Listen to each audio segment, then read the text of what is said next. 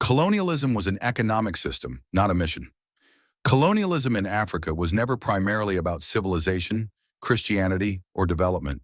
Those ideas were used as moral cover. At its core, colonialism was an economic system designed to extract wealth and transfer it from Africa to Europe. When European powers partitioned Africa in the late 19th century, they didn't ask what Africans needed. They asked what Africa had: land, labor, minerals, and markets. Everything else followed from that question. Colonial governments were built to serve economic extraction. Laws, borders, and administrations were not neutral systems of governance. They were tools. Taxes forced Africans into wage labor. Cash taxes meant people had to work on European farms, mines, or infrastructure just to survive. This wasn't accidental. It was policy. African economies, which had once been diverse and locally integrated, were reshaped into single commodity export systems. In West Africa, cocoa and peanuts. In East Africa, coffee and tea. In Central and Southern Africa, copper, gold, and diamonds. These economies did not exist to feed Africans or develop local industries. They existed to feed European factories and enrich imperial treasuries. Infrastructure tells the story clearly. Railways and roads were not built to connect African communities to each other. They were built to move raw materials from inland areas to coastal ports. From there, wealth flowed outward to London, Paris, Brussels, and Lisbon. Africa bore the costs. Europe collected the profits. Colonial labor systems were often brutal. In some regions, forced labor was openly practiced. In others, it was disguised through contracts, taxes, and coercion.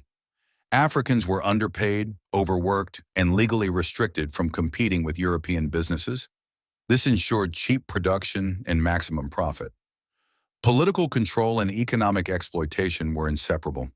Chiefs were appointed or removed based on how well they enforced labor quotas. Resistance was crushed not because it threatened order, but because it threatened profit. When Africans protested taxes, land seizures, or labor conditions, colonial states responded with violence, because the system depended on compliance.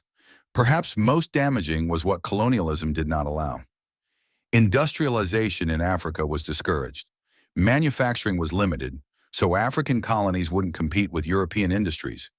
Education was restricted, especially technical and higher education. Africans were trained to serve the system, not to lead or redesign it. By the time independence arrived in the mid-20th century, African countries inherited economies designed for extraction, not development. Borders grouped rival communities and split unified ones. Governments relied on exporting raw materials whose prices they didn't control. Dependency wasn't an accident. It was the system working as intended. This legacy still shapes modern African economies. Many countries remain dependent on a few exports. Foreign companies still dominate mining and energy sectors. Debt, trade imbalances, and unequal global markets echo colonial patterns, even if the flags have changed. Understanding this history matters. It challenges the idea that Africa is poor because of failure or corruption alone. It shows that underdevelopment was engineered, structured, and enforced over generations. And it raises hard questions about what real economic freedom would require today. If colonialism built Africa's economies for Europe, then decolonization must be about rebuilding them for Africans. In our next videos, we'll break down how this system evolved after independence, how neocolonialism works today, and what economic sovereignty could actually look like in the 21st century. This isn't